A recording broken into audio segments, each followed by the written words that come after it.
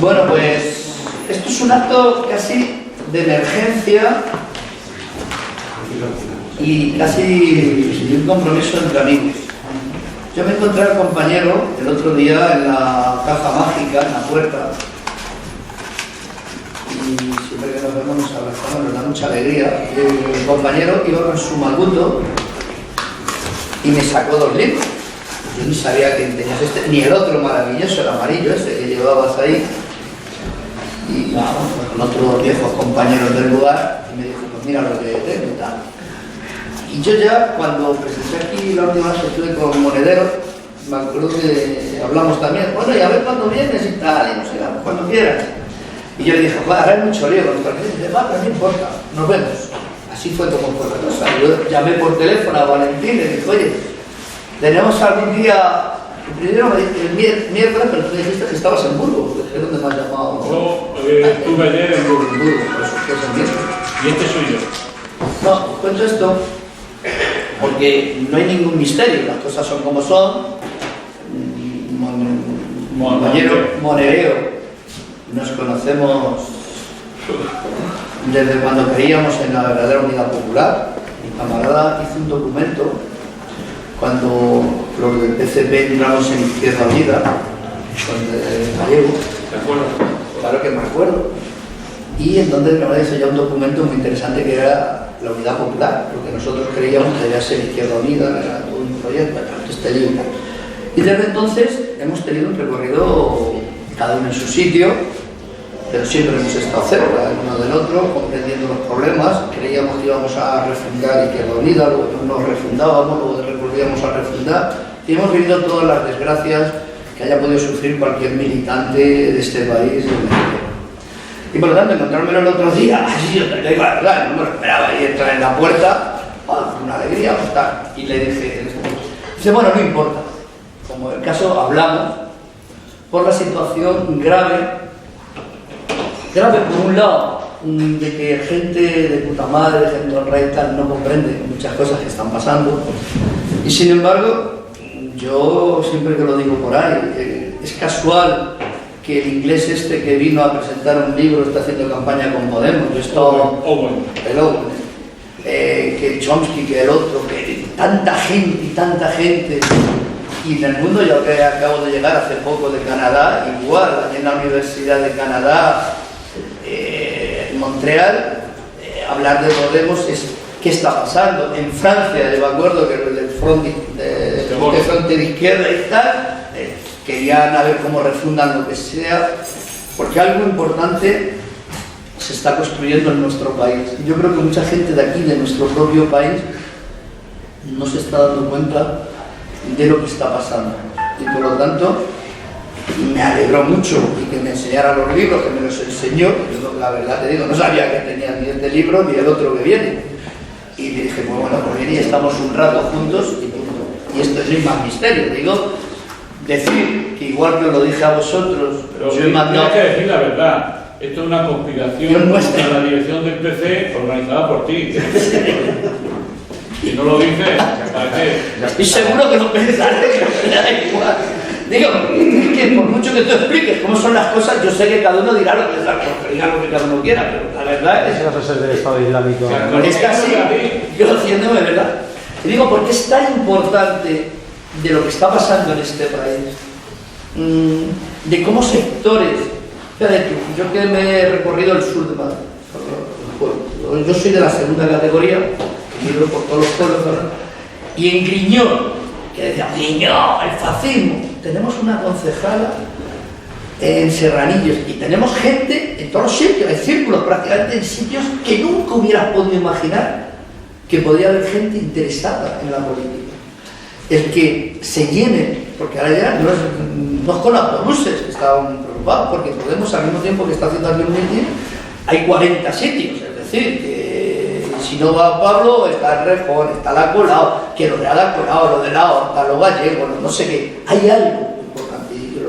Y por lo tanto eso me parece que es un fenómeno que yo estoy seguro que se estudiará, pero lo más importante es que hoy nosotros somos protagonistas de lo que está aquí pasando en este país, y me parece importante que una persona, un compañero como Manolo, que ha estado tantos años escribiendo, investigando, preocupándose, porque yo sé que en esa fundación valenciana habéis estudiado mucho. Fíjate yo si estoy contento de todo este proceso. La que va en cabeza de lista nuestra por Valencia, Ángel, esa fue era nuestra portavoz de Rumbo a Gaza, en la Comunidad Valenciana. El que va el primero por La Coruña, Anchón, era Tone, le llamábamos nosotros, era el de Galicia. Lo que quiere decir que hemos trabajado durante muchos años con gente muy buena. Adelante, Muriel. Yo, no sabéis lo contento que estoy de estar aquí en este acto, ¿no? Un acto para mí político y sentimental. Manolo y yo tenemos una cierta identidad común. Somos lo que dicen en mi tierra, culillos de mal asiento. Un culillo de mal asiento es una persona que cuando los demás están contentos y felices, intentan ver la otra cara de la realidad. La realidad que la felicidad no te deja ver. No porque no tengamos ganas de ser felices, sino que tenemos un cierto estilo, una cierta forma de ver las cosas, que siempre nos hace estar un poco descontentos de donde estamos. Porque ya hay muchos que estamos contentos y algunos hacen de pelota. En las organizaciones políticas hay mucha gente que son pelotas del jefe. En todo. Eso es típico de cualquier organización, ¿no? Que es el que le pasa la mano al lomo del jefe. Pues Manolo y yo tenemos un cierto problema biológico con pasar la mano por el lomo. Pasamos la mano por donde podemos, pero no por el lomo. ¿Qué quiero decir con esto, no? Que el estar aquí era intentar presentar un libro en una campaña electoral que va a ser decisiva para España y que va a marcar un antes y después para España. Un antes y después, que como él decía, va a ser estudiado en las universidades, va a ser analizado en España, va a haber tesis doctorales de cómo pasó lo que pasó y apenas nos dimos cuenta que estaba pasando. Esa es la realidad. Apenas nos damos cuenta de la novedad de lo que está pasando.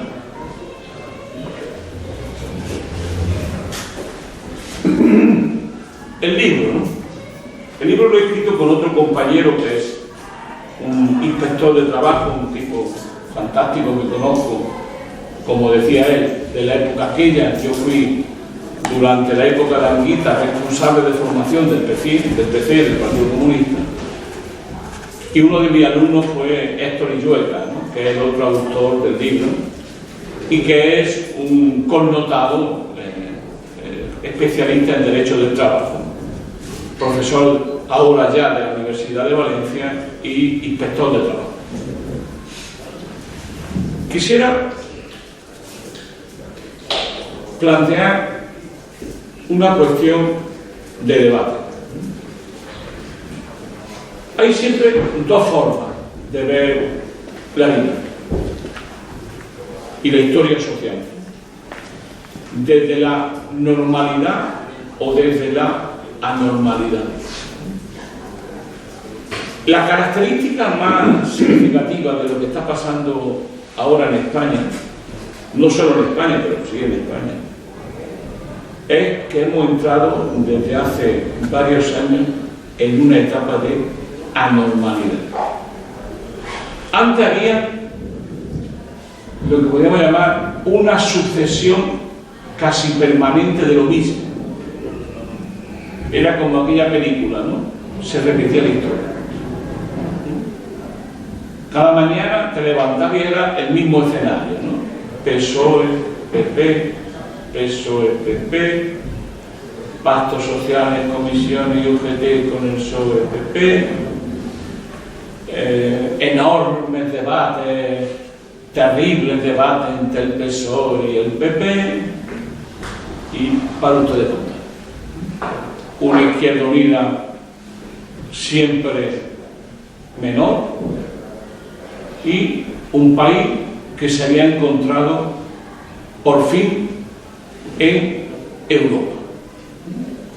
El país dijo: ya somos como ellos, ya somos europeos, se acabó la lucha de clases, se acabó el conflicto social, estamos en el mejor de los mundos. Pero fue España del 94, 95, 2008. Todo ese mundo fue el mundo de la normalidad. La gente como Manolo y yo éramos los locos del espectáculo, porque éramos los raros, los que hablábamos de cosas raras. Éramos anormales en un mundo de normalidad.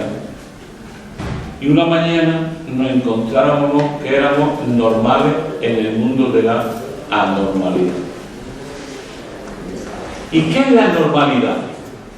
La normalidad es que los viejos equilibrios de la etapa anterior saltaron por los aires y que apareció una nueva etapa en el país que rompió todos los viejos esquemas anteriores y nos puso delante de nuevos esquemas de pensamiento. Lo más característico, ¿cuál fue? Lo más característico fue la ruptura de lo que podríamos llamar la representación política. Los dos grandes partidos, que con muy pocas diferencias se habían turnado, eran los partidos del turno monárquico.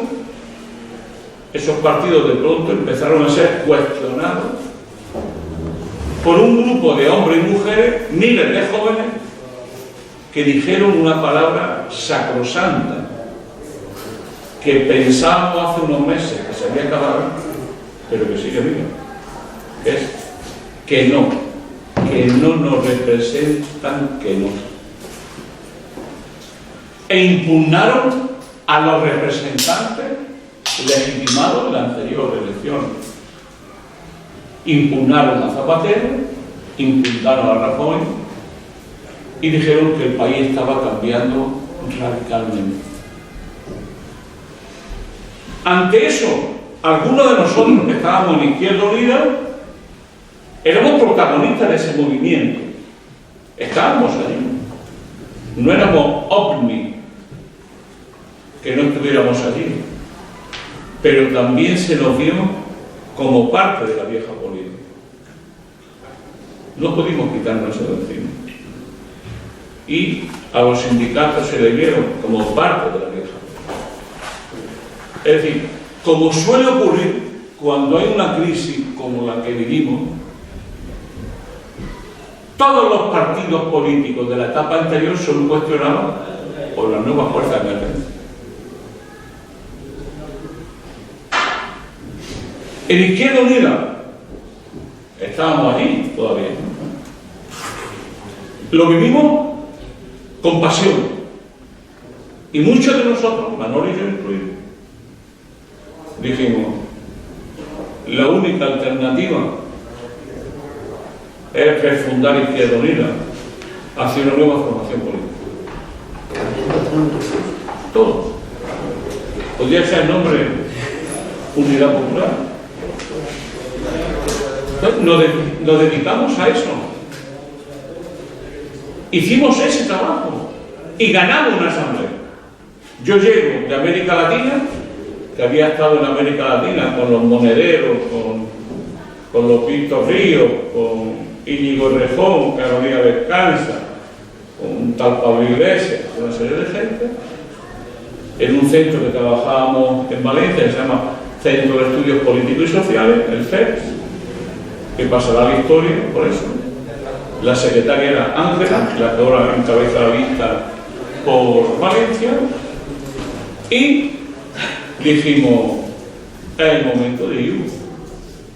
Ahora es el momento de ir. Izquierda Unida va a levantar un gran movimiento para servir de cauce a este impulso de renovación de la sociedad que era el 15. Yo volví a Izquierda Unida por eso, si no, no hubiese vuelto. Volví para eso. Y dijimos, joder, qué oportunidad tenemos. Enrique Santiago, un jovencito del 15M llamado Alberto Garzón, un chico que no tenía la boleta morada, pero que estaba por allí, llamado Pablo Iglesias. Una serie de gente que estábamos en un mundo para construir una nueva formación política alternativa capaz de traducir esto políticamente. Hubo antes una experiencia muy buena, que fue la experiencia de Galicia. En Galicia, cuando más votos ha tenido Izquierda Unida, ha tenido un diputado en su historia. Allí se hizo un experimento juntando a un viejo representante de la izquierda soberanista, imbatido o imbatible, José Manuel Beirás, y una joven abogada laboralista ferrolana llamada Yolanda Díaz. Hija de los históricos. El hijo de Suso Díaz, secretario de Comisión Obrera del Metal de Galicia y luego secretario general. Bueno, estas dos figuras se juntan y hay un compañero llamado Pablo Iglesias que contratamos para que dirigiera la campaña electoral. Y de pronto lo encontramos por algo sorprendente. Nosotros, que nunca éramos nada, de pronto fuimos la tercera fuerza política del país y montamos la formación política en 20 días. Dijimos, joder, qué cosa más clara, qué mensaje más claro a la sociedad. Si nos renovamos y creamos nuevas estructuras, podemos convertirnos en una fuerza política alternativa de este país, mayoritaria o con una base social inmensa. Y nos dedicamos a trabajar para eso. La historia la conocéis, no merece la pena, y tampoco merece la pena en este momento señalar con el dedo. No merece la pena. Pero lo que os puedo decir fue que después de más de un año de dime y direte, de guerra interna, de suciedades varias y de mierdosidades varias, una mañana, una tarde, no era las 5 en punto de la tarde, pero era una tarde, antes de entrar en Foro Apache nos suelen maquillar, por aquello de, no porque uno sea muy ¿no? Sino simplemente por aquello de que la cámara no pueden salir ciertas cosas y tal, no te maquillan, ¿no?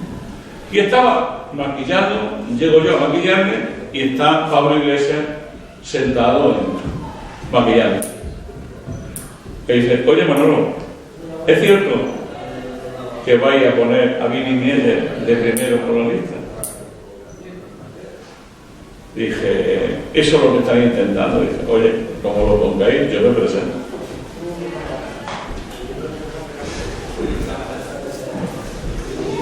Y le dice, ¿y tú cómo lo ves? Digo, que haga la batalla para que no se presente. Yo quiero que en la europea veamos ya el primer giro para una formación política de nuevo tipo que enganche, como hemos hecho en Galicia, con la juventud. Bueno, damos la batalla, no os cuento ni mierda, ni leche, ni nada.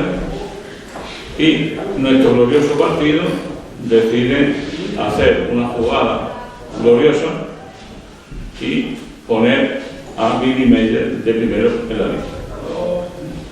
Quiero decir que bajo ningún concepto Pablo Iglesias nunca planteó cabezar la lista. Nunca planteó que él tenía que estar en la lista. Éramos los demás, sus amigos, los que pensábamos que él debía ser el tercero, el cuarto, el quinto de la lista. Digo, para que todos lo entendan. En ese contexto, bueno, el PC hace un encuadro típico de la historia del PC y quita de aquí, pone de allí, compra de aquí, compra de allá y pone a Vini Mieller de primero en la lista. Pablo Iglesias me dice, oye Manolo,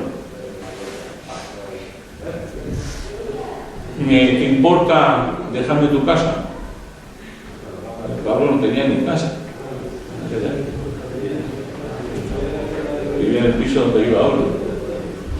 ¿Te importaría dejarme tu casa? No. Voy a citar a alguno de mis amigos porque he tomado una resolución y quiero explicarlo. Llamó a 15 personas. Solamente fuimos 3. Llamó a 15 personas y solamente fuimos 3. Algunos y algunas le temblaban la barbilla y las patillas, porque no querían ir, porque ya habían estado en el enjuague anterior. En esa reunión tuvimos Jorge García Castaño, Enrique Santiago, Pablo Iglesias y un servidor y mi señora. Esa fue la reunión. El Pablo nos dice, Pablo nos dice, mañana salimos en Podemos. Y quiero explicaros por qué. Con todo este proceso que estoy contando, casi, ¿cómo se llama el programa este de después de comer, donde están la mujer y el hombre hablando de cosas? Que si mi prima, mi hermano, me ha pegado. Uno de esos. Uno de esos. Pues yo ya a ese nivel más o menos os lo cuento. En un momento determinado, pues nos damos cuenta, en un momento determinado, de que en un momento determinado nos damos cuenta que Pablo se nos va y que iba a montar el poder. Yo me cabré mucho con Pablo, pero no tengo más que estar de acuerdo de que nosotros habíamos fallado. ¿A dónde quiero yo decir? Que se produce casi una ley que es irreversible, que es que en los momentos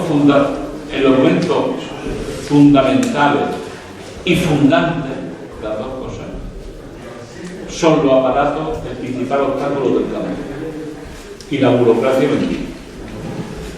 Y la burocracia que es la estructura del poder. O sea, hoy podríamos haber tenido una Izquierda Unida con el 20% de los votos, 25. No se llamaría Izquierda Unida. La mayoría de sus dirigentes ya no serían dirigentes de Izquierda Unida. Y habría un grupo de gente joven y capaz de dirigir nuestra organización. O sea, hoy Izquierda Unida sería Podemos más Izquierda Unida y muchos miles más, porque si nos hubiésemos unido seríamos muchos más todavía. Eso es lo que... La oportunidad que se dejó perder. Ahora, los compañeros de IU, mis amigos, dicen que Podemos es un invento del imperialismo. Una mañana dijo, bien, no acuerdo por esto. Que son traidores, que están vendidos a la OTAN, que son criminales. Y bueno, todo ese tipo de cosas que se dicen cuando se tiene una actitud unitaria, en un momento como es esta elección. ¿Dónde yo creo que está el gran problema? El gran problema es no darse cuenta que el país ha cambiado duraderamente y que no hay garantía alguna de que ese cambio sea para bien. Cuando surge Podemos, cuando hablo de la gente de Podemos, a mí me aterra, ¿no? Porque se le exige a Podemos que sea un partido, que sea coherente, que tenga una dirección coherente, que tenga un equipo dirigente coherente, que tiene una línea programática coherente. O sea, se le está exigiendo a Podemos que sea un partido hecho y derecho. Ni es un partido, ni es hecho ni derecho.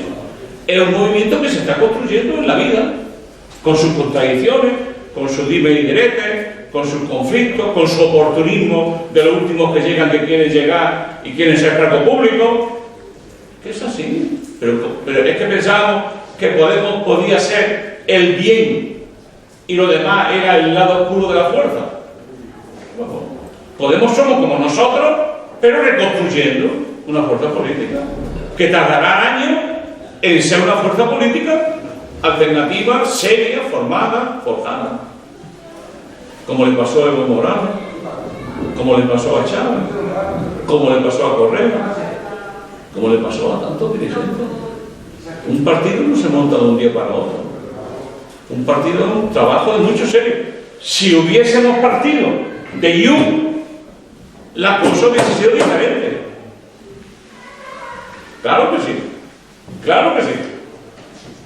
Por eso a mí, los que impidieron desde IU la construcción de una alternativa de unidad popular, y lo hacen diciendo, hablando de la incoherencia, muchas veces cierta, de Podemos, a mí me llenan de rabia y de indignación.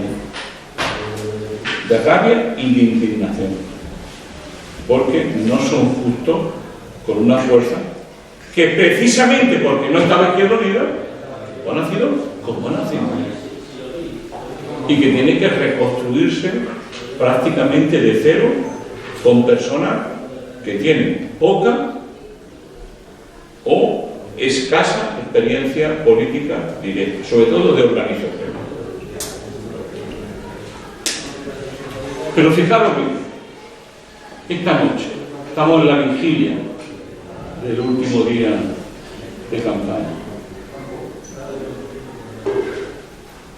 Si sumamos lo que dice la encuesta hoy, el resultado que puede tener Podemos e Izquierda Unida, lo sumamos, nunca desde la transición hemos sido tan fuertes como hoy.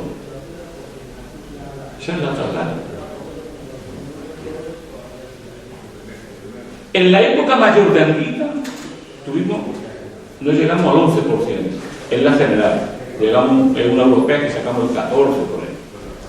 Pero en unas generales nunca pasamos del 11% con Anguita, que era un líder extremador y éramos una fuerza seria. Ahora, en las próximas, seguramente entre los dos juntos tengamos el doble de votos que ese voto. Estamos cerca entre los dos de más de 5 millones de votos. Espero que sí. Voy a terminar. Esa es mi hipótesis de futuro. ¿Qué quiero decir? Tenemos una oportunidad como nunca la hemos tenido. Yo pudiera contar historias y historias para no dormir, pero no merece la pena. La historia es que a las 8:30, 9 de la noche, 10 de la noche del domingo, este país habrá, no diría superado, pero sí dañado muy seriamente el bipartidismo, que era el mecanismo de gobierno que ha usado siempre la derecha para seguir mandando en el país. Amigos, estamos haciendo historia. Todos nosotros, los hombres y mujeres comunes, los tontos, estamos haciendo historia. Y vamos a terminar con un 21-22% entre las dos fuerzas. Si no más. Si no más. ¿A dónde voy? Que después del 20 viene el 21. ¿Qué tenemos que hacer el 21? Hacer lo que no pudimos hacer el 20. Que es unirnos, trabajar en serio y construir una gran fuerza política. Fijaros, puede ocurrir. Están las cosas tan interesantes que puede ocurrir que Pablo Iglesias pueda formar gobierno después de esta guerra.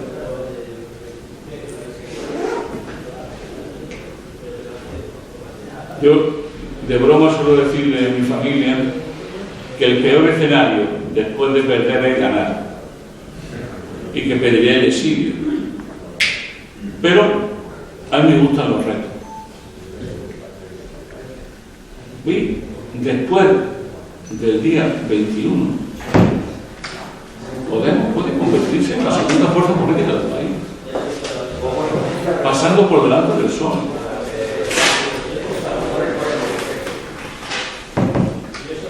¿Sabéis lo que es eso? Y puede Pablo Iglesias ofrecerle al PSOE, gobernar punto. Pero desde un gobierno de Podemos aliado con el PSOE y no al revés. Bueno, es un giro copernicano. Y ahora tenemos que hacer una cosa que es gobernar. Esto que estoy diciendo puede ser política ficción, y seguramente lo es. Pero era para decir hasta qué punto la gente del Coleta Morada ha cambiado de corazón. ¿Sabéis? Esto, vosotros que sois jóvenes, ¿no? Los mayores sois mayores. Pero, ¿sabéis lo que eso era en el año 80? En el año 90? En el año 2000, cuando dejan a Izquierda Unida con 2 diputados, con 3 diputados, con un Gaspar Llamazares aliado estratégico del PSOE, simplemente porque el PSOE nos pagaba que llegásemos a final de mes. Y ahora podemos estar formando gobierno o tener esa posibilidad. Este país es eso. Pero también las tareas revolucionarias, que es lo que yo soy, son otras. ¿Sabéis lo que significa construir una fuerza alternativa? Construir una gran fuerza política, un gran partido, una gran fuerza. ¿Para construir qué? Como digo en mi libro, un nuevo proyecto de país, una nueva fuerza, capaz de dirigir un nuevo proceso, de enfrentarse con la Unión Europea, de enfrentarse con la OTAN y la política militar de la OTAN, de cambiar los criterios de la política económica, de aliarse con los países del sur de Europa. Compañeros, estamos ante un momento muy interesante. Había una maldición en Chile, era ojalá no toque una época interesante, pero yo me quería morir, no me quería morir sin vivirlo. Y vamos a divertirnos interesantemente en la próxima temporada. Muchas gracias.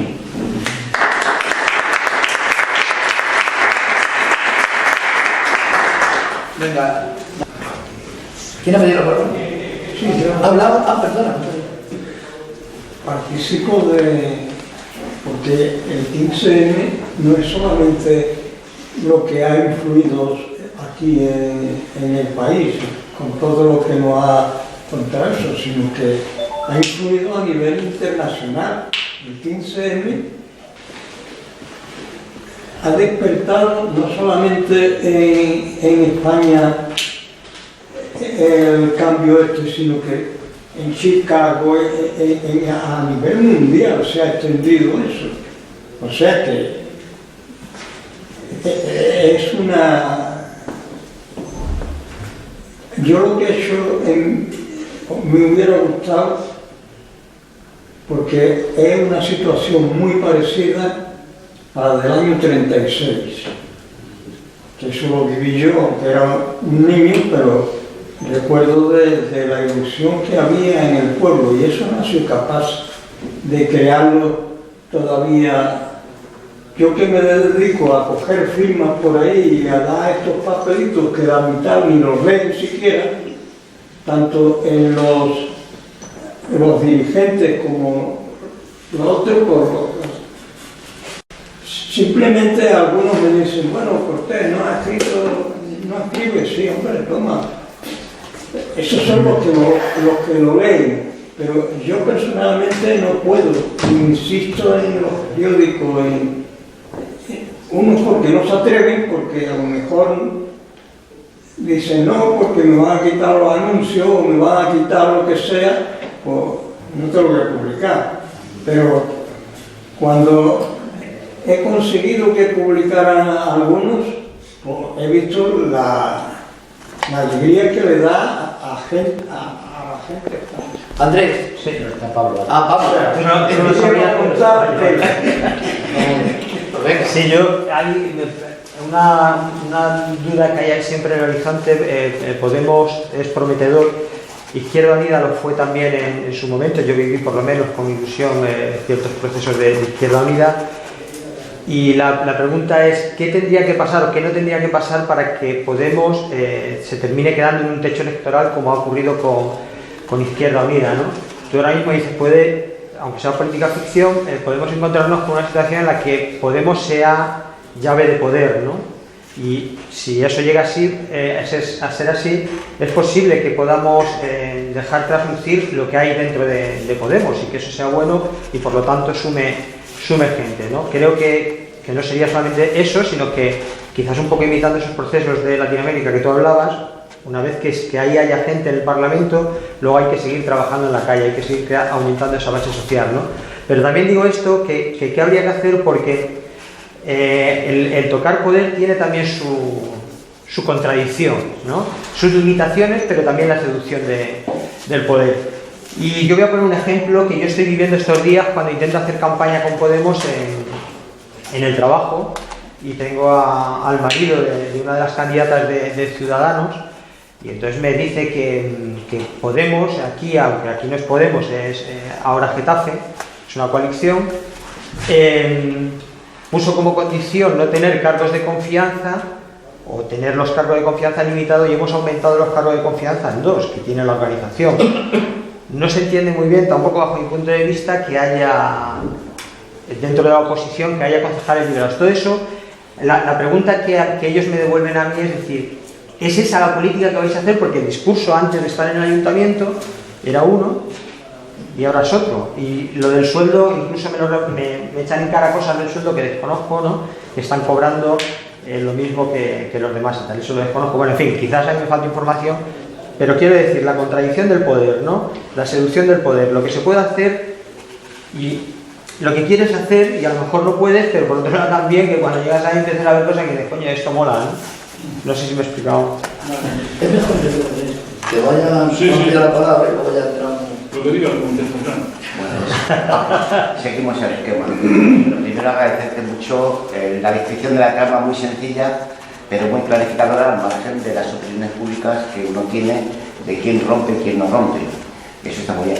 Y la segunda, una experiencia mucho más atrás, es durante estos tiempos de esplendor económico aparente, realmente muchas veces la izquierda hemos reivindicado algo más de salario, es decir, saca la pancarta y un punto por encima del IPC, desde el campo sindical hasta el campo de las reivindicaciones económicas.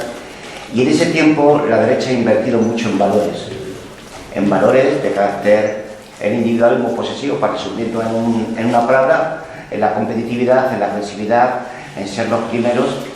Y en la izquierda ha habido una dormidera considerable desde el punto de vista organizativo y íbamos a más.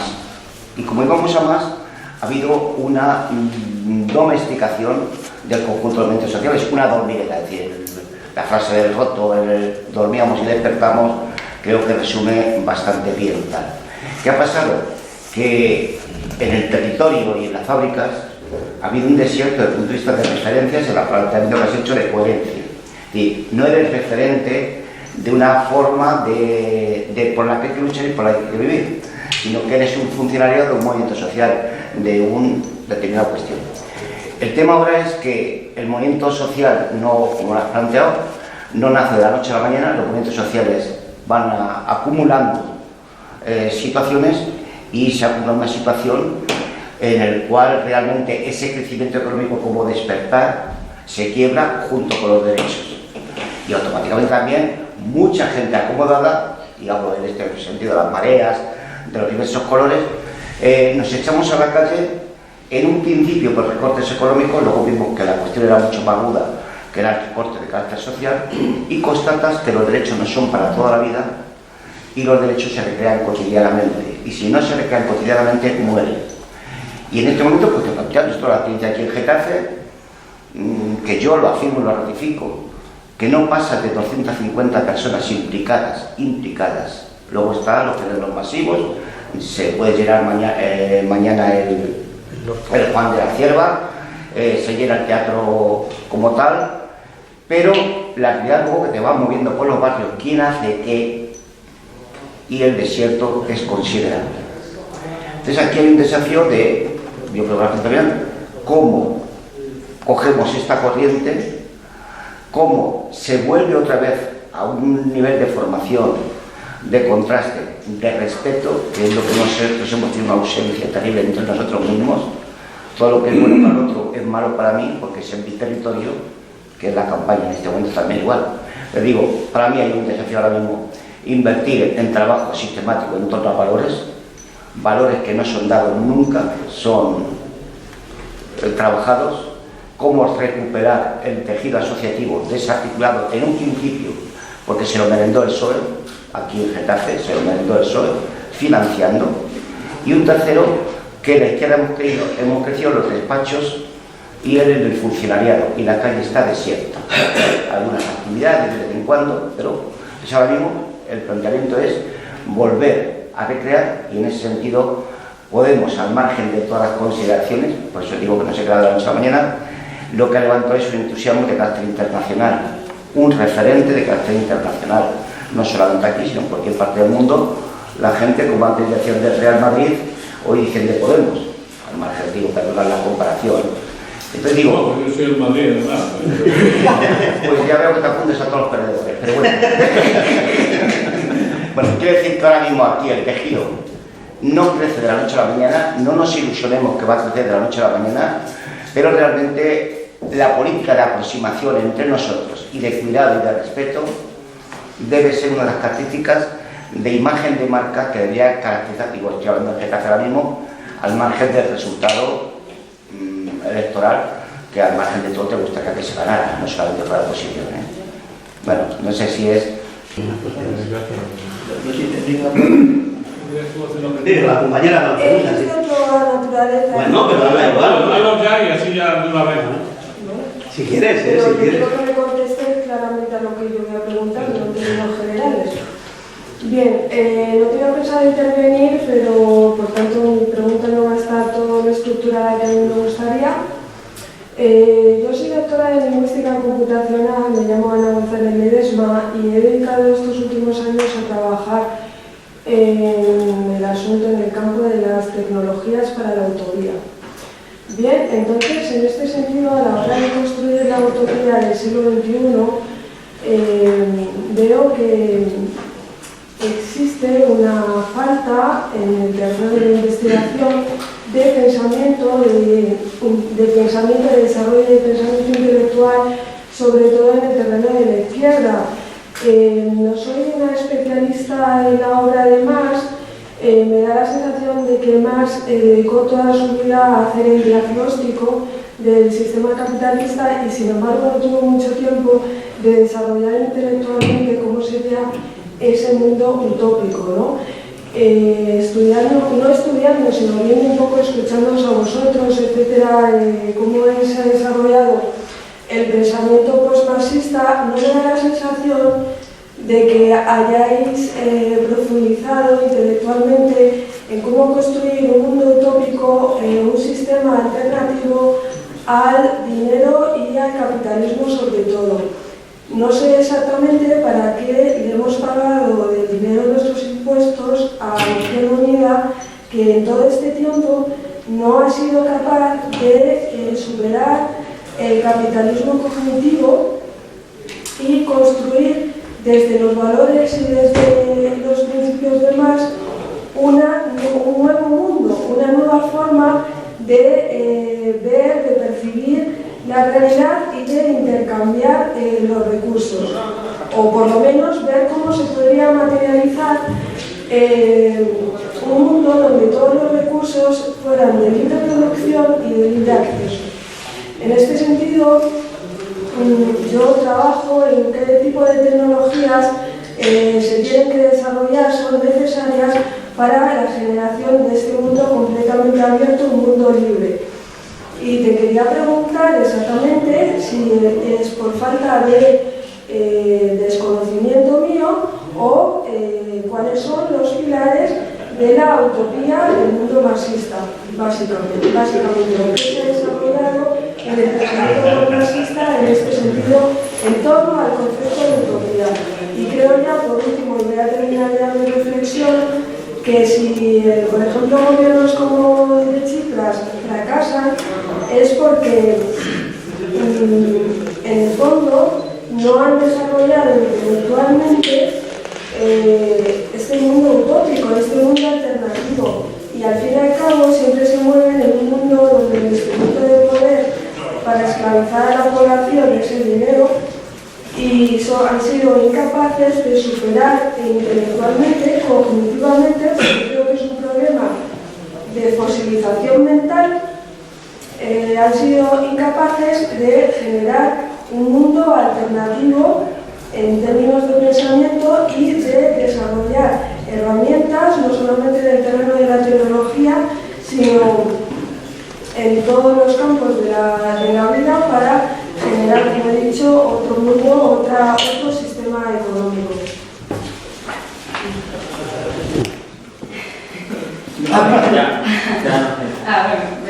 Bueno, buenas tardes. Yo vengo principalmente porque las últimas semanas mi voto ha cambiado de color 3 veces. He pasado de rojo a morado y ahora estoy en blanco.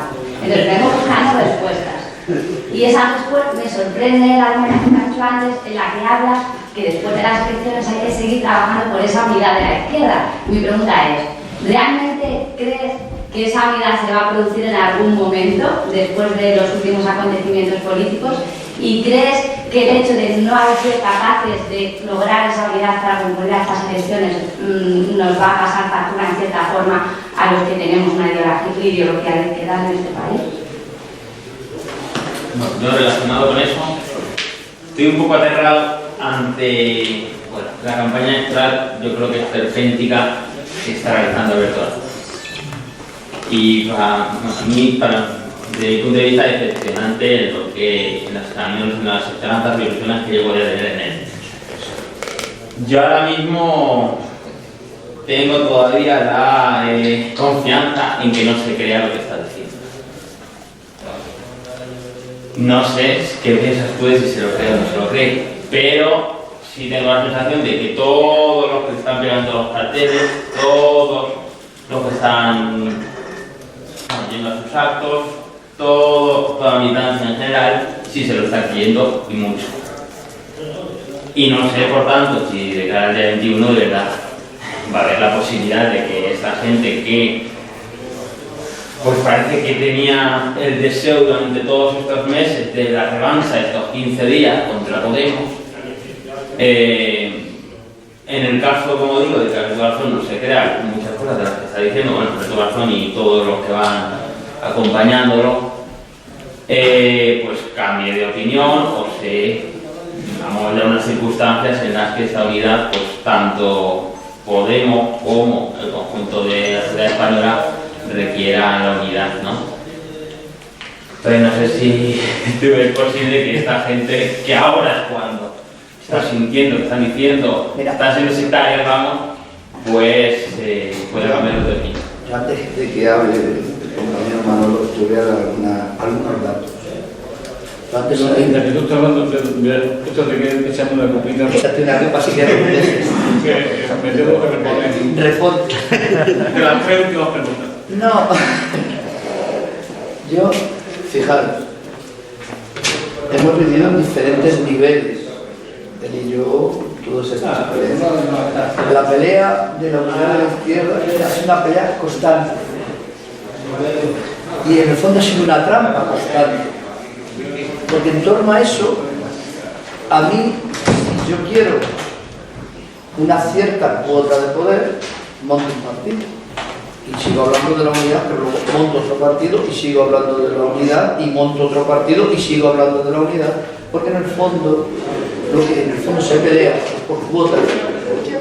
Y entonces, si yo tengo el 5%, necesito que yo se concejal a mí, si yo tengo el 2, si tengo 3, necesito. Y por lo tanto es una estafa. Él y yo vivimos, mira, nosotros venimos del mismo proyecto político. A mí me llevaron un mes a Moscú. Estuve en Moscú un mes en la escuela del Comité Central del PECUS y allí nos dijeron, dejaros de gilipolleces, el proyecto es Anguita, y vinimos y montamos el Congreso de Unidad de los Comunistas. Y ya dijimos, ya estamos unidos, y estábamos todos en Izquierda Unida, bien, y en Izquierda Unida estaba el PASOK, eran los socialistas, que Alonso Cuerda había denunciado la corrupción del PSOE en el Ayuntamiento de Madrid, estaban los humanistas, el Partido Carlista, la Republicana, la izquierda, estaban todos, ya éramos todos. Ha pasado el tiempo y hemos visto 16 años gestionando Caja Madrid con un acuerdo con el PP y nadie sabía nada, pero lo sabíamos todos. Y si contásemos más cosas, pues la gente seguía y nunca votaría a la izquierda. Si contásemos las cosas que nos hemos vivido y sufrido, yo fui concejal 2 años nada más. Digo, y por lo tanto, algunos hemos aprendido una cosa. A mí cuando yo también hemos estado por América Latina, en Venezuela, en otros sitios, y allí me encontré el Partido Comunista Venezolano, la Liga Socialista, los guerrilleros de no sé qué, no sé cuántos, pero hubo alguien que dijo, Venezuela había pues, cerca de más del 50 o el 60% no tenían ni DNI, esos ni votaban ni tenían derecho a nada, analfabetos. Los que viven en las favelas esas que están por todos lados, ahí el agua, la mierda, no sé qué, ¿no? Nunca habían visto ni un maestro, ni un médico y tal. Vino alguien y dijo, aquí la revolución es que la gente lea, aprenda a comer, a no sé qué, 1000 cosas sencillas. Y por lo tanto, algunos aprendimos que cuando sale lo que se llaman populistas, de que había que construir y trabajar con la gente. Porque la izquierda normalmente, pues nos vemos, y aquí de la OTAN, hay que salir de la OTAN mañana. ¿Por qué hay que dejarlo para pasar? Y claro, yo estuve el otro día en el... Tino también estuvimos en eso de la paz y conocimos al general.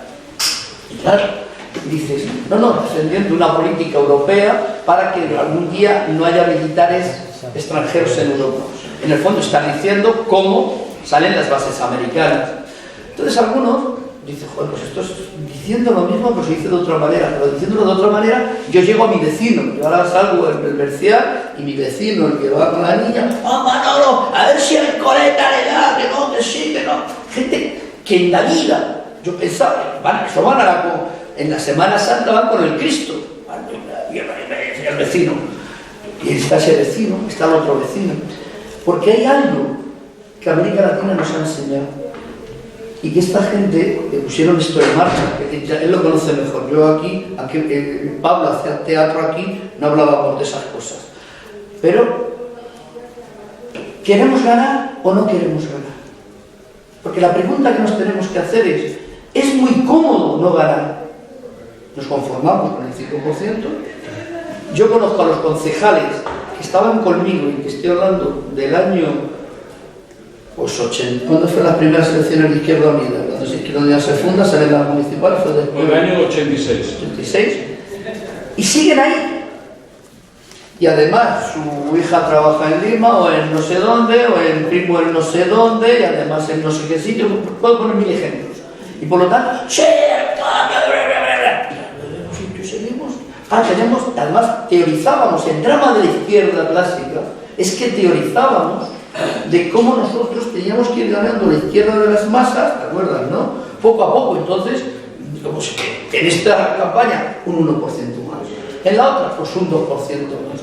Nunca nos habíamos presentado encima de la mesa ganar, porque solo ganando acabamos con la miseria, acabamos con todo el sufrimiento, y por lo tanto, ¿cómo preparamos una fuerza política para ganar?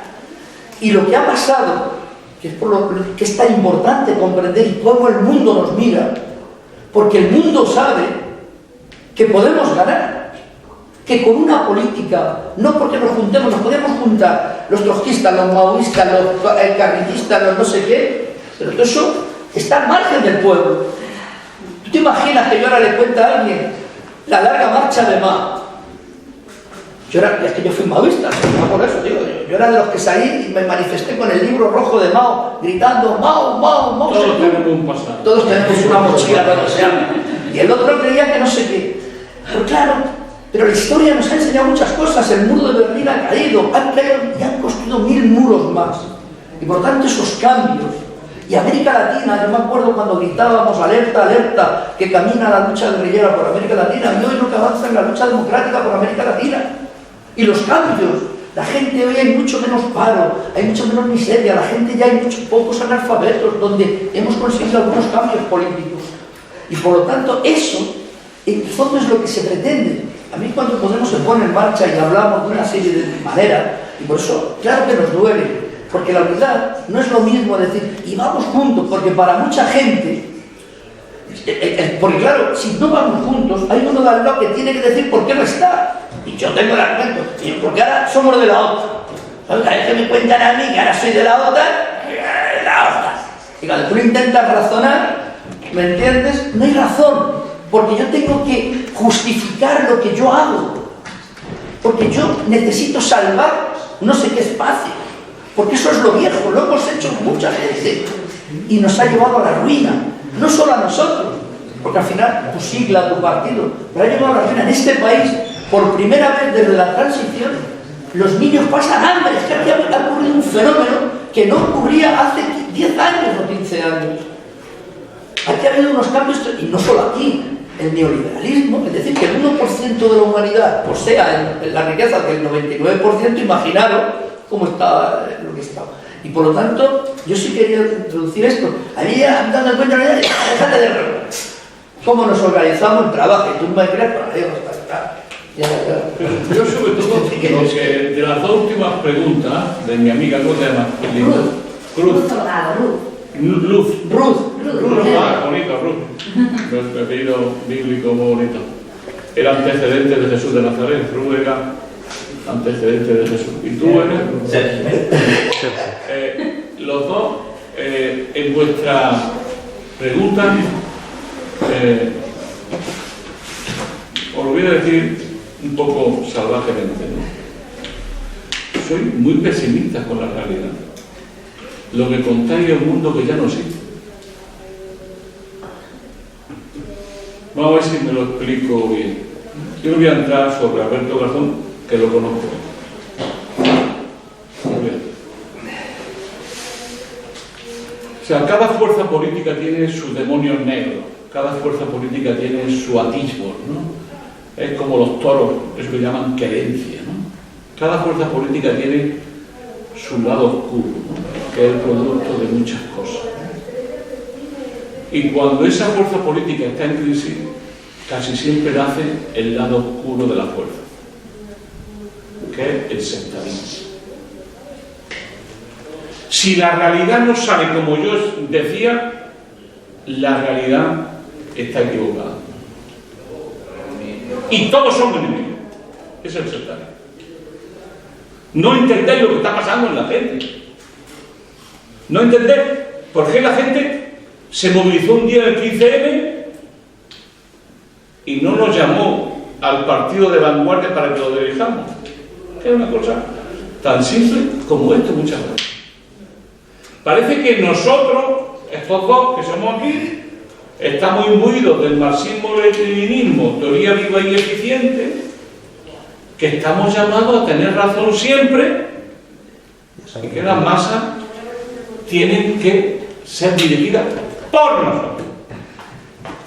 Entonces, si UPS es sectarismo, ¿por qué aboga por seguir peleando por esa unión después de las elecciones? ¿Quién? Espera. Porque yo creo en la verdad y en la vida, como el Papa Francisco. Vamos a ver, te lo explico. Porque yo nunca, porque tengo muchos años, y esto ya lo viví en el año 82. En el año 82 estaba España cambiando, con la inmensa derrota del Partido Comunista de España en medio, que fue la transición.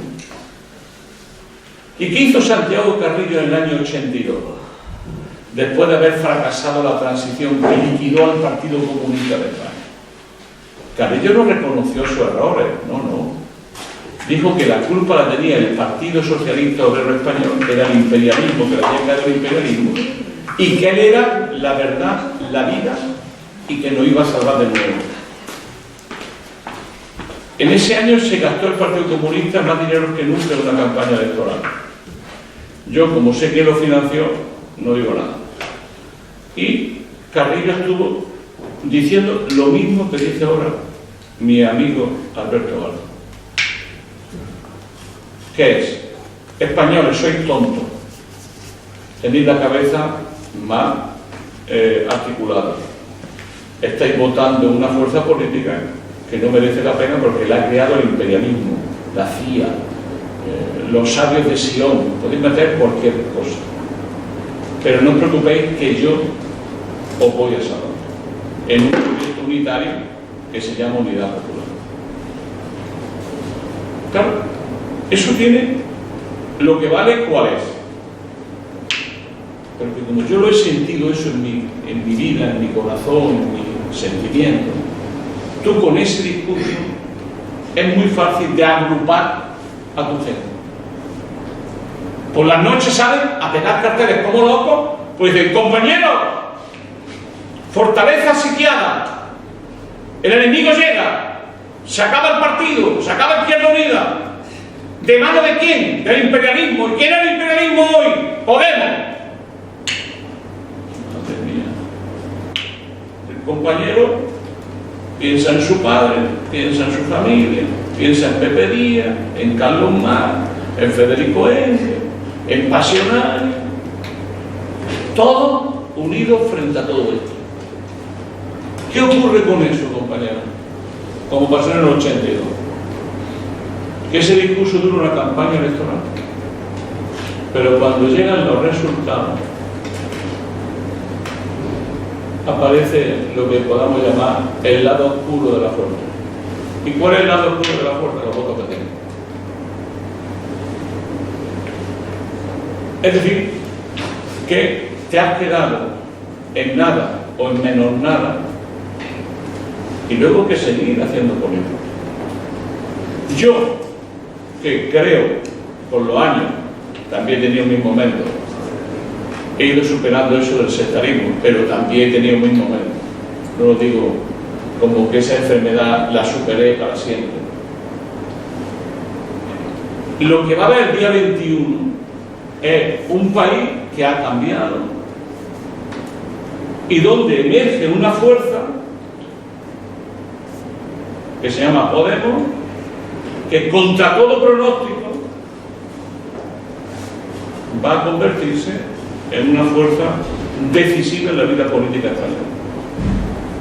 Ante eso hay dos opciones. Una es, el imperialismo ha vencido una vez más y de derrota en derrota hacia la victoria final. O decir, compañeros, vamos a rectificar, vamos a pensar y vamos a fortalecer a esta fuerza por la izquierda. ¿Por qué? Porque lo que representa Izquierda Unida, su historia, su caudal de militancia, su buena gente, sería muy bueno que estuviera en un nuevo mundo, pero la clave está en Podemos. Si no se fortalece Podemos, no hay cambio. ¿Qué tendría que haber hecho Izquierda Unida? Primero, unirse electoralmente. Eso estaba chupado. Y se estuvo así para hacerlo. Así. Así. Y no se hizo. No me la pena. También porque los dirigentes tienen que tener cuatro. Que en mi tierra se llama de otra manera eso. Se llama cuatro. Entonces, como yo creo que el sectarismo no vale para nada, lo que hay que hacer es muy simple. Es coger. Y esperar y soñar que ese día nos demos cuenta que España cambia y que el bipartidismo, adiós. Segundo, que la fuerza que emerja con el más número de votos posible sea Podemos. Y que los hombres y mujeres buenos, dignos, sensatos, que quieran fortalecer una acción mayoritaria, busquemos la convergencia con Podemos. Yo lo veo. Ya lo he hecho antes. Y por vergüenza torera no me he ido. Pero hasta el 21. Después de esta campañita electoral que estoy viendo, después de esta campañita, madre mía, nunca creí ver a Izquierda Unida decir las cosas que está diciendo. Y que en una campaña electoral como esta, el enemigo sea Podemos. Por favor, por favor. Por favor. Quiero comentar una cosa. El otro día hablaba con mi padre, que es cazador, hablando de estos temas, del poder y tal, y me decía que este Galgo Cojo no gana la carrera, refiriéndose a que como Podemos no había sido capaz de asegurar que viniesen a ellos de cara a las elecciones, me decía, un árbol cojo no gana la carrera, así que no te ilusiones o no pongas tanta energía en ese proyecto porque tal. Entonces, de esta conversación me da ganas de llegar a mi casa luego y decirle, es que el árbol no está cojo, lo que lleva es le han puesto un peso, un lastre. Una mochila, ¿no? Y lo tiene que soltar, que es lo que creo que está pasando. Entonces va a llegar ligero y va a poder ir rápido y llegar el primero. Pero, y después ya veremos lo que pasa. Igual que eso, te contesto a ti también. ¿Por qué? Porque vamos, tenemos ya tantos años que sabemos que no hay garantía. La verdad y la vida no se encarnan en una vanguardia revolucionaria permanente. Eso dijimos adiós, pero no porque no lo pensáramos, sino porque ellos nos dijeron adiós. O sea, la vanguardia nos dejó tirados en la puta calle. Es decir, que Podemos no es la garantía de nada. Es un movimiento que puede ir para allá o para allá. Pero ahí es donde está el papel, por ejemplo, de Izquierda Unida, que vaya a allá. Pero para eso tenemos que saberlo. O sea, tenemos que ayudar a que el lado oscuro de la fuerza no prevalezca sobre la verdad y la vida. Es tan simple como eso. Es decir, si la unidad popular, mejor dicho, si Izquierda Unida hubiese ido con Podemos, yo no digo que se tenía un grupo parlamentario. No sé si lo van a tener. A mí me gustaría que lo tuvieran. Lo digo de verdad. Lo digo de verdad. Que lo hubiese garantizado. Y el acuerdo estaba cerrado. Todo estaba cerrado. Y los enemigos del acuerdo ganaron una vez más. Porque en estas cosas hay siempre dos tipos de actores. Los dinamiteros y los pontoneros. Los que dinamitan los puentes y los que construimos puentes. Y yo, que era parte del acuerdo, lo puedo decir con toda franqueza, el acuerdo estaba hecho. Pero no hay garantía. ¿Por qué? Porque si algo sabemos es que el sistema tiene una capacidad de cooptarte enorme. Y te coopta por el dinero, te coopta por salir en los medios de comunicación, te coopta por la normalización que te somete, te cooptan sacándote hasta la mierda de tu familia. Por ejemplo, ¿no? Pongo un ejemplo, ¿no? El asunto Tania Sánchez, ¿no? Lo que le sacaron a esa mujer. ¿Quién le va a pagar a esa mujer toda la mierda que echaron contra ella cuando se demostró que era eso, mierda? ¿Cómo se le va a pagar? Ya. Pero ya ahí la tiene, ¿no? Alguien siempre te dirá, ser corrupta, ¿no? De arriba, ¿no? ¿Cómo yo le explico a la gente lo que me explicaron a mí los periodistas? Que el antiguo ayuntamiento de arriba sacaba los dossiers contra Tania en alianza con la dirección de Izquierda Unida de Madrid. Llegó un día que me dijeron, oye, me dijo un periodista, estamos hasta el gorro ya de dossier porque ya no damos abasto a tanto dossier. Un dossier detrás de otro, un dossier detrás de otro. ¿Cómo le explicamos a la gente que acabar con Tania Sánchez se hizo en un pacto, en una comida entre el PP y Izquierda Unida? ¿Cómo yo le explico eso? ¿Me podéis decirlo? ¿Me lo consentís todo eso? ¿Tú crees que con una fuerza política así se puede transformar en realidad? ¿Qué? Estamos dispuestos a ver la paja en el ojo ajeno, pero en el nuestro. Estamos dispuestos a verla. Por eso yo, votad lo que os parezca justo. Pero yo digo dos cosas. La única fuerza que puede romper el sistema es Podemos. Y B, si la Podemos rompe el sistema, las posibilidades de unidad serán mejores que si no lo hace. Tercero, es muy importante una cosa mencionar, muy importante, que es el siguiente. Podemos ser la fuerza más importante del izquierdo europeo en esta época.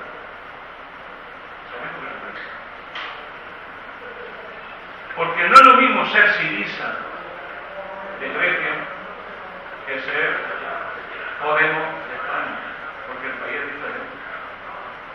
Grecia es el 2% del PIB. Tienen muy poca capacidad de negociación con los fieras de Europa con el 2% del PIB. Pero cuando eres la cuarta economía es muy importante. Si tú consigues unirte con Portugal, con Grecia, con Italia y hacer un frente común frente a la Europa rica alemana, las cosas cambian. Las cosas pueden cambiar. Es decir, nosotros podemos ayudar a un cambio en la propia Europa a favor de los países del sur y frente a la Europa del euro, que yo creo que es la Europa que nos atosiga, que nos mata, que nos ahoga. Y por tanto, mi impresión en este tema es que tenemos derecho a tener un optimismo racional. Pero nada está garantizado. Eso ya lo sabemos. Es más diferente esto del socialismo utópico y el socialismo científico. Es otro mundo. Y ahí la compañera lleva, si la he entendido bien, lleva razón, pero hay que cualificar el tipo de razón que lleva. En general, la tradición marxista ha tenido mucho cuidado en no diseñar previamente mundos artificiales y artificiosos utópicos. El Federico Engels y Carlos Marx, cuando aterrizaron en el movimiento socialista, que fue previo al marxismo, lo que había era lo que ellos denominaron el socialismo utópico, que eran buena gente, excelentes revolucionarios, pero que fabulaban sociedades en abstracto que, por ejemplo, habían suprimido el dinero. Pero él habla en su obra de la abolición del dinero. Sí, lo voy a explicar. Voy a aterrizar hasta ahí. Vale. Porque él distinguía dos cosas. Una cosa es el dinero y otra cosa es el capital. Dinero es una cosa, el capital es otra. Desde ese punto de vista, ellos se llevaban muy mal con ese tipo de socialismo. Lo entendían, lo comprendían como principios éticos. Atención a eso, principios éticos. Cuando ellos definieron el comunismo, la sociedad alternativa, el capitalismo, del cual el socialismo es la transición, ellos siempre lo definieron a partir de valores del socialismo utópico, esa es la contradicción. Pero ¿dónde está el meollo del marxismo?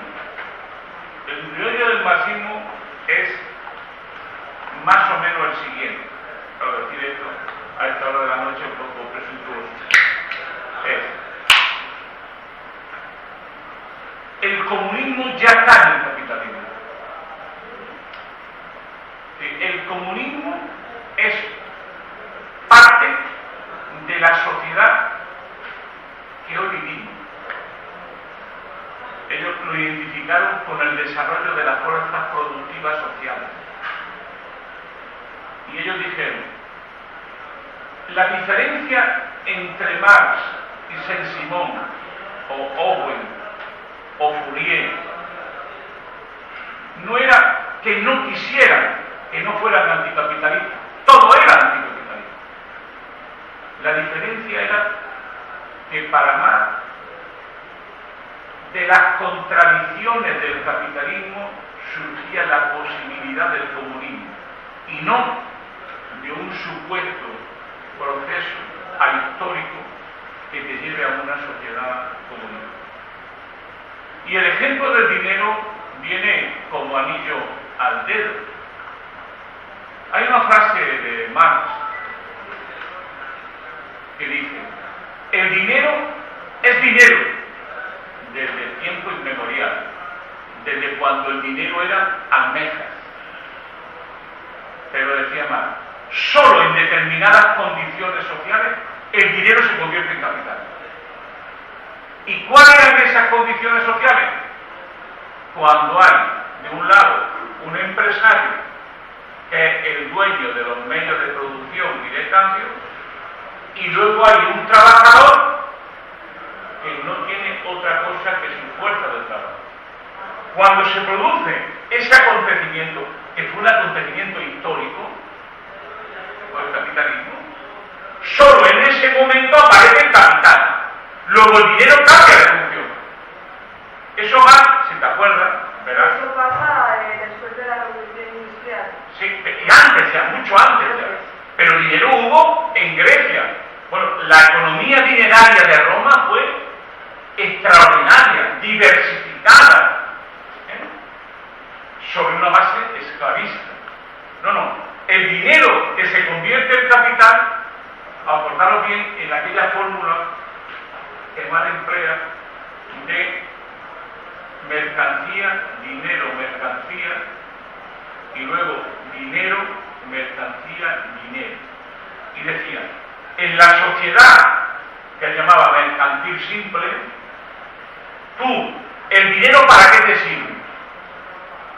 El dinero te sirve para que tú me vendes a mí una mercancía, yo tengo dinero, eso me hace que tenga un dinero, me quedo con la mercancía, tengo un dinero, y a su vez, con ese dinero compro una mercancía, y tú vas haciendo un circuito. Pero el capitalismo no es así. El capitalismo es un dinero que se convierte en capital, que luego produce mercancías y luego se convierte en capital, pero ampliado por la plusvalía. Es decir, hay una lógica dirigida por el capital y no por la mercancía. En términos de Marx, el valor de uso se sobrepone, el valor de cambio se sobrepone al valor de cambio, al valor de uso. Un ejemplo, si tú tienes, por ejemplo, ¿qué te diría yo, no? Aquí, ¿no? Me da y decir, ¿tienes aquí este reloj? Te vendo este reloj. Entonces, yo te vendo este reloj, ¿para qué sirve el dinero? Cuando yo hago esto, el dinero tiene dos funciones inmediatamente. Es unidad de cuenta. ¿Qué significa unidad de cuenta? Esto vale un dinero, pues eso es muy importante. Antes era, esto vale 5 piedras. Ahora hay un equivalente general, que es el dinero. Ahora es mucho más complicado porque es un dinero fiduciario, que no es un dinero como el que conocemos. Entonces, esto vale 100 euros. Primero, hay algo que mide 100 euros, ¿no? Es una moneda, es el equivalente general. Primer punto. Luego es los 100 euros que yo saco la moneda, tengo 100 euros. Es una unidad de cambio. Con eso yo consigo que tú me compres. ¿Yo qué hago después de esto? Con esos 100 euros les voy a comprar pues, alimentación, etc. Y la cosa continúa. Así ha sido durante siglos, infinidad de siglos, hasta que en un momento determinado ocurrió un fenómeno nuevo, que es que se invirtió la circulación. Y hubo alguien, eso fue el mejor ejemplo de Inglaterra, hubo alguien que de pronto tenía dinero, una suma X de dinero. Con esa suma de dinero hizo dos cosas inmediatamente. Compró compró medios de producción, maquinaria, instrumentos diversos, y por otro lado compró una mano de obra que estaba libre. Los trabajadores no estaban libres hasta esa época porque eran ciegos, estaban ligados a la agricultura, estaban ligados a los mecanismos de producción. Entonces, de un golpe y porrazo, tú compras medios de producción y fuerza de trabajo. Dinero de. Inmediatamente, cuando pones a todo ese mundo a trabajar, genera una mercancía. ¿Qué es? El reloj. Has creado, sin darte cuenta, una fábrica de reloj. Y después, una vez que tú vendes la mercancía, te encuentras que el dinero de es más grande, es el dinero prima. ¿Por qué? Porque en medio está el beneficio del capital, que se llama plusvalía en términos de más o menos. Entonces hay una lógica en la cual yo te vendo esto, pero para que yo te lo venda, esto debe tener una utilidad, un valor de uso. Pero el valor de uso es un instrumento para venderte esto, porque la clave es la ganancia que yo saco con esto. Antes, el artesano vendía este reloj porque vivía de eso. Ahora no. Ahora un capital que se autoimplementa, que se hace cada vez más grande. Es un capital que tiende a ser más capital. Por tanto, cuando tú superas el capitalismo, o el dinero siempre generará capital, siempre generará más capital, menos capital. Luego, el dinero no es un fetiche, que lo es. El dinero es también un instrumento para hacer capital. Por eso es tan importante que los que controlen el dinero sea el Estado y no la banca privada. Hay dos, termino, voy a terminar rápido, no quiero cansaros que os vayáis. Hay dos tipos de dinero, que el dinero que circula en moneda o en billetes y el dinero bancario. La mayoría del dinero que circula lo generan los bancos, no el Estado, con los préstamos. Por lo tanto, si tú nacionalizas la banca y tienes un solo banco, que es un pago público, le rompe la columna vertebral al sistema capitalista. Y entonces el dinero empieza a tener funciones, entre comillas, no opresivas, pero siempre terminará siendo opresivo. Y a lo que voy, ¿qué es lo que tú dices con mucha razón, que llevas toda la razón? Que es que la izquierda socialista o la izquierda marxista o la izquierda comunista hace mucho tiempo que no tiene un pensamiento, entre comillas, utópico. ¿Y sabes por qué? Porque fuimos derrotados por la utopía de la realidad. Cuando se cae el campo socialista, se nos cae, como dicen en mi tierra, los palos del sombrajo sobre nuestra cabeza. Y nos quedamos sin utopía alternativa. No está nada mal, sino muy bien, que mucha gente como usted o otros tengamos ganas y tiempo para reflexionar sobre futuros posibles, racionalmente fundamentados, que nos lleven a una sociedad que supere la lógica opresiva, depredadora del capitalismo realmente existente. Les doy las gracias por haberme aguantado hasta